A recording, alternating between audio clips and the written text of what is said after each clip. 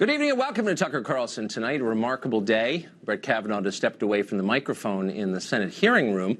He spent 3.5 hours there. It was a remarkable moment, stunning in many ways, likely without precedent in the lifetimes of many who watched it. Until this afternoon, Kavanaugh had struck many who watched him as bookish and academic, the classic temperament of a federal judge. He emerged, though, this afternoon transformed, a man on fire, fighting with everything he had to save his family, himself, and the presumption of innocence.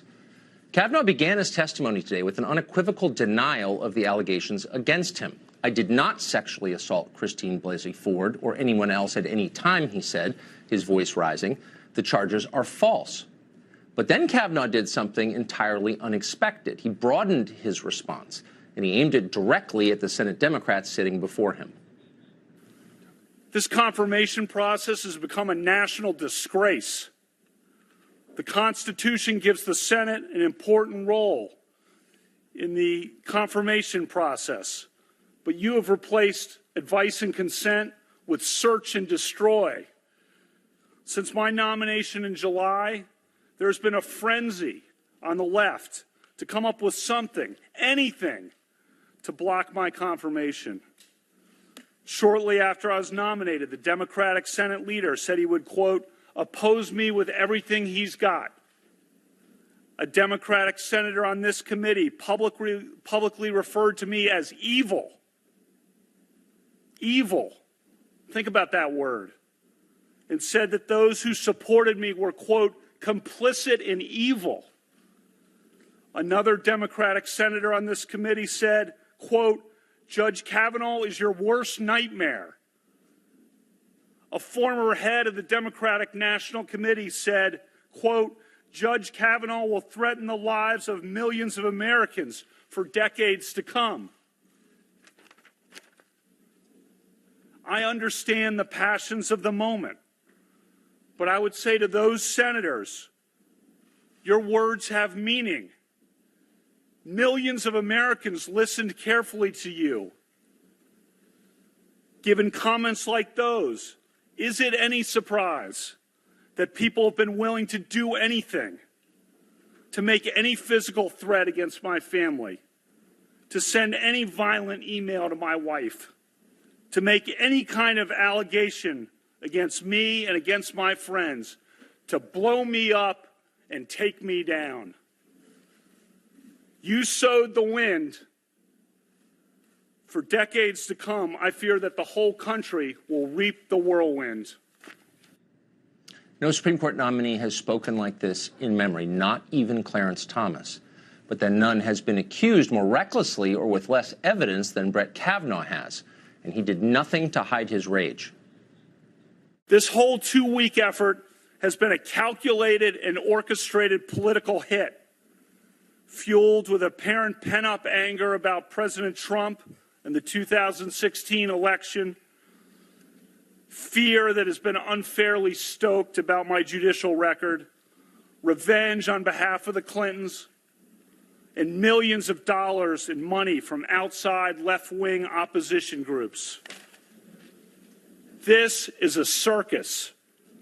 The consequences will extend long past my nomination. The consequences will be with us for decades. This grotesque and coordinated character assassination will dissuade competent and good people of all political persuasions from serving our country.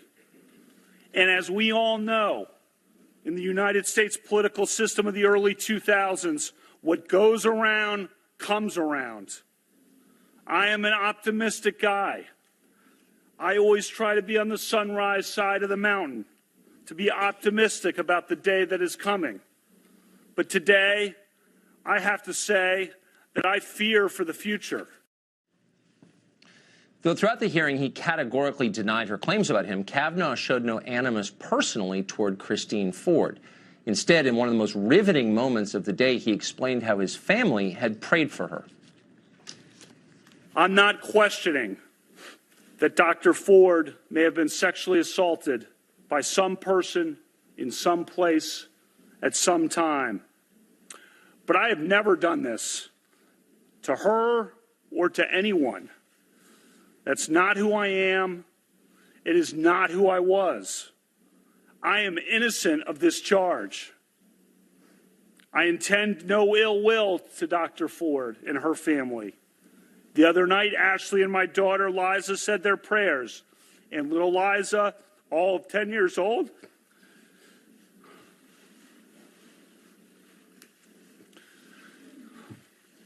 said to Ashley, we should pray for the woman.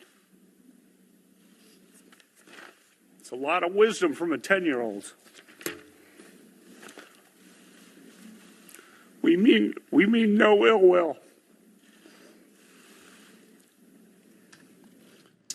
Behind him as he spoke, Brett Kavanaugh's mother wept with emotion.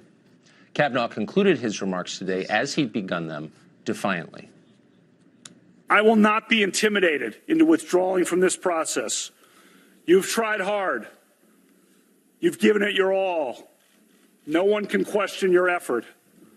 But your coordinated and well-funded effort to destroy my good name and destroy my family will not drive me out. The vile threats of violence against my family will not drive me out. You may defeat me in the final vote, but you'll never get me to quit. Never. Democrats in the room seem stunned by Kavanaugh's remarks, and for a moment they seem thrown back on their heels, but not for long. Ranking member Dianne Feinstein began the questioning for Democrats. She seemed to suggest that Kavanaugh was secretly a sexual predator. Reading from a script, Feinstein referred to a woman called Julie Swetnick, who was a college student in suburban Washington when Brett Kavanaugh was in high school. Yesterday, as we told you, Swetnick claimed that she witnessed at least 10 public gang rapes in which Brett Kavanaugh was supposedly present and participating. It was a remarkable charge, and yet Feinstein never mentioned that part of Swetnick's claim. Why is that? Well, because the story is ridiculous. It clashes with common sense. It is lunatic. Nobody believes it. So Feinstein left that part out in order to smear Kavanaugh in front of the world and omitted highly relevant information about his accuser, indeed the entire accusation. It was reprehensibly dishonest behavior, especially for U.S. Senator, and Kavanaugh all but said so. I'm talking about getting the evidence and having the evidence looked at, and I don't understand. You know, we hear from the witnesses, but the FBI isn't interviewing them and isn't giving us any facts. So all we have. You're interviewing me. You're interviewing me. You're doing it, Senator. I'm sorry to interrupt, but you're doing it. That's there's no conclusions reached. And what you're saying, if I understand it, is that the allegations by Dr. Ford, Ms. Ramirez, and Ms. Swetnick are wrong. Yeah, that is emphatically what I'm saying. Emphatically. The Swetnick thing is a joke. That is a farce. Would you like to say more about it? No. It was a surreal moment. The day was filled with those. At times, the hypocrisy level got so high you wondered how people in the room could breathe. There was the oleaginous senator from New Jersey, a man who once admitted molesting a girl in high school, sitting there accusing someone else of molesting a girl in high school. There are dark elements that allow unconscionable levels of, unacceptable levels of sexual assault and harassment. You are opening up to open air hurt and pain that goes on across this country. Is you are speaking truth that this country needs to understand. It'd be interesting to hear that the girl Cory Booker says he molested speak her truth in an open hearing. We eagerly await that testimony, hopefully soon. Then there was the bloodless senator from Connecticut, the guy who repeatedly lied about serving in Vietnam, trying his best to impugn another man's integrity.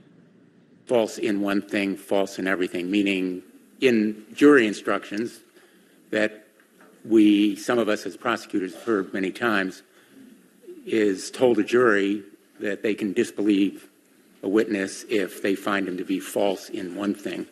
So the core of why we're here today really is credibility.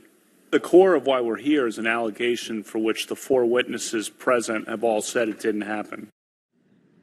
False in one thing, false in many things. If you're Senator Blumenthal, can you even imagine saying something like that? What kind of lack of self-awareness would it take to say something like that? Remarkable. Underneath all of this, though, hung the most obvious question of the day, which nobody asked out loud. Who did this to Christine Ford? Democrats claim they held these hearings for her because they care deeply about her well-being. Yet it was Democrats who leaked her name to the press against her wishes and dragged her into this maelstrom. Who did that?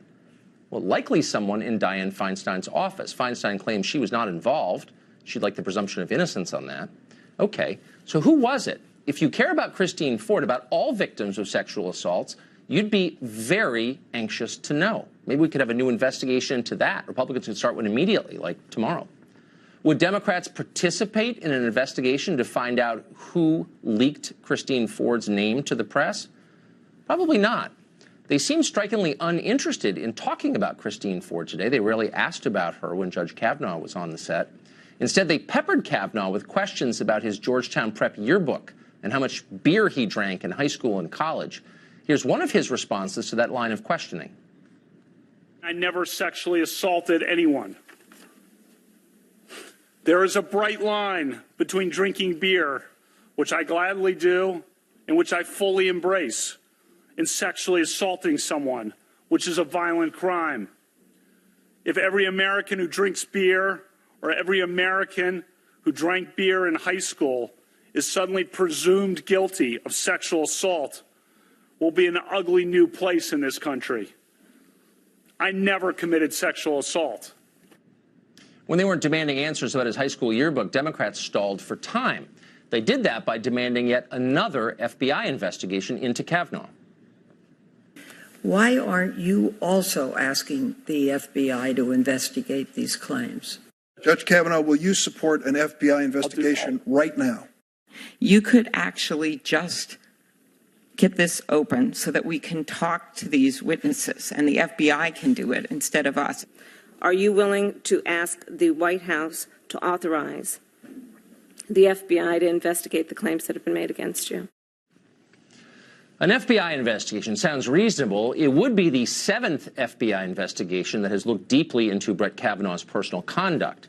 He was once staff secretary of the President of the United States and had the highest level of security clearance this country gives, one that gave him access to America's nuclear codes. He got that clearance because the FBI spoke at length to a cross-section of everyone he'd ever met, going back to high school and earlier, and there were no hints of sexual assaults, none. There's nothing left to investigate here. Everyone knows that. This is a political tactic, and it's disingenuous. Why are they doing it? Well, simple. Democrats know that if the vote on Brett Kavanaugh is held soon, he will be confirmed. If it is delayed by pointless FBI investigations being demanded by demagogues in bad faith, he will not be confirmed because the accusations will never end. The incentive to make them is too strong. You'll see more anonymous claims that he led gang rapes on sailboats in Rhode Island or whatever. And this grotesque circus will continue. Our ancient standards of justice will further degrade with the help of the Senate Democratic Conference. But Democrats will retain power, and that is the point. It's the only point of all of this. But for now, and until and if that happens, no Republican senator who watched Brett Kavanaugh testify today is likely to vote against him. Those who did would be quickly punished by voters. Many viewers at home wept as they watched Kavanaugh speak today. Maybe you did as you saw it. Those of us who have been falsely accused of sexual assault by strangers understood well the feeling of terror and loneliness that shone on Kavanaugh's face. Prove you didn't do it, or everything you have will be taken from you by force. That's not an easy task for anyone. Kavanaugh came as close as a man can to clearing his own name. He didn't get a lot of help from Senate Republicans other than Lindsey Graham. The next time you're falsely accused of a crime, don't ask them for backup. Brett Kavanaugh did it all himself. He had no choice. As his life collapsed around him, he stood bravely and he spoke clearly, and it's hard to imagine a fiercer test of a man's character than that. We're going to be considering all for the next hour what happened in the Senate today and its implications, but